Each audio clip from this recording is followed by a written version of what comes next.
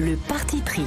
On va parler écologie avec vous, Camille Etienne, bonjour. Bonjour. Merci d'être dans ce studio ce matin. Vous êtes militante écologiste, vous avez publié pour un soulèvement écologique, Dépasser notre impuissance collective. C'est aux éditions du Seuil, la COP ouvre aujourd'hui, vous n'y êtes pas?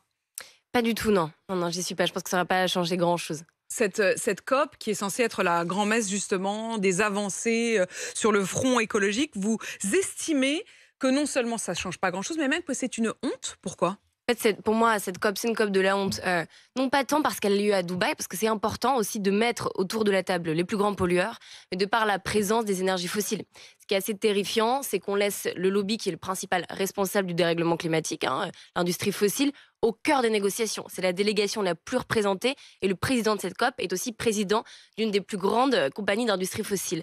Et d'ailleurs, la BBC a révélé il y a 2 jours que des documents secrets qui montraient que précisément ils avaient prévu d'utiliser cette COP pour aboutir à des accords pour plus de puits de pétrole. Que ce soit finalement un espace, presque un club dans lequel on ferait du business.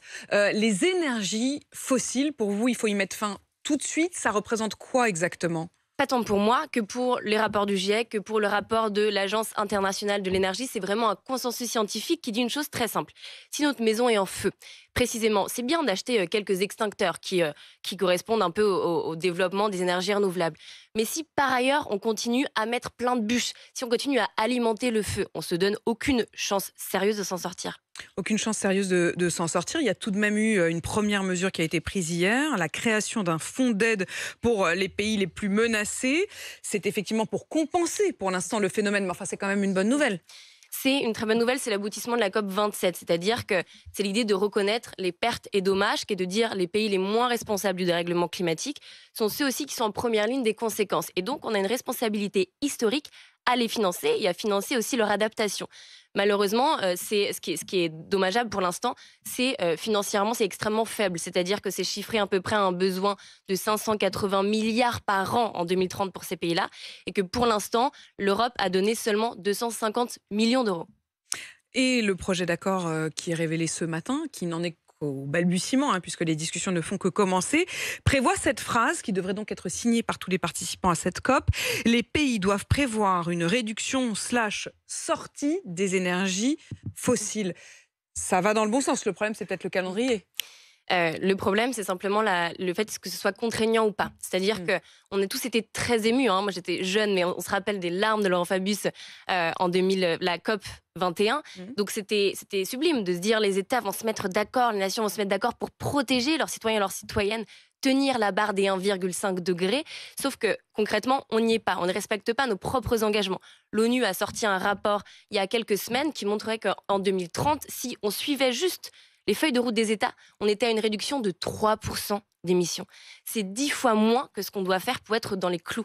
Camille Etienne, si cette COP 28 ne sert à rien ou à pas grand-chose, comment vous feriez-vous évoluer les choses ? Elle est utile, c'est-à-dire que ces COP-là, elles sont nécessaires mais loin d'être suffisantes. C'est-à-dire qu'on ne doit pas se reposer sur ces grandes messes qui ont lieu seulement une fois par an et remettre tous nos espoirs dedans.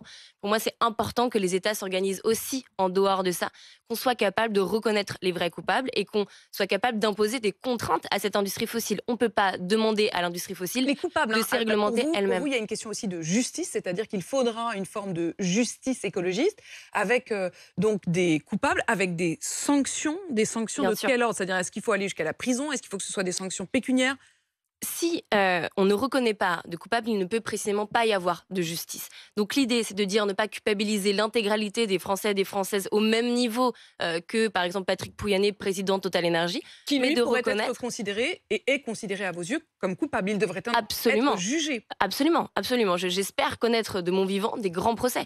Parce que quand on regarde historiquement leurs responsabilités, ils n'ont pas du tout fait que répondre à une demande.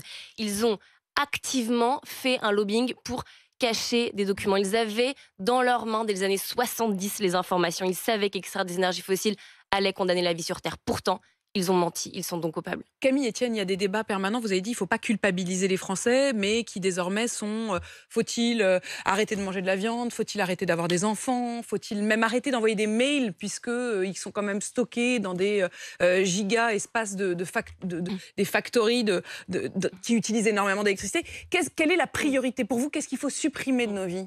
Alors, chaque degré compte. Donc, chaque effort est important et doit être Mais ça, souligné. pour vous, Par ça contre, fait partie des efforts importants, ne plus avoir d'enfants, alors non, ne plus plus avoir manger de je viande. souscris pas du tout Pas à du cette tout. idée. Je trouve ça extrêmement triste en fait comme vision de l'écologie parce que ça veut dire quoi? Ça veut dire qu'on voit seulement l'idée de décarboner nos vies, de décarboner notre existence. Et donc dans ce cas, arrêtons de mourons tout simplement. Si on va au bout de la logique, voilà, si chaque action qu'on fait est néfaste, arrêtons simplement de vivre. Je crois que c'est terrible de voir la chose comme ça. C'est une démission aussi de notre condition d'homme. C'est ce que disait George Sand. Elle disait c'est la rupture du lien qui unit les générations les unes avec les autres et qui les rend solidaires. Quand on a des enfants, quand on s'occupe des enfants d'autres, on voit que ça donne tout de suite une prégnance bien plus grande. Quand on parle de 2050, de 2100, ça devient très concret, même intimement, donc ça nous y engage. C'est pas du tout mon écologie, celle-ci. En revanche, l'idée de dire il faut qu'on demande plus à ceux pour qui ça coûte le moins, par exemple taxer les super profits pour payer la transition, pour que ce soit possible à tout un chacun d'utiliser le transport en commun, de pouvoir laisser sa voiture chez soi. Il faut que ce soit rendu possible par les pouvoirs publics, donc vraiment les services publics d'abord. Et la responsabilité au service public, la responsabilité aussi aux entreprises. Merci Camille Etienne d'être venue ce matin dans ce studio. Je rappelle bien sûr, on l'a entendu, que vous étiez militant écologiste. C'est le titre de votre livre, Pour un soulèvement écologique, c'est aux éditions du Seuil. Merci à vous. Il est 8h18 sur RMC.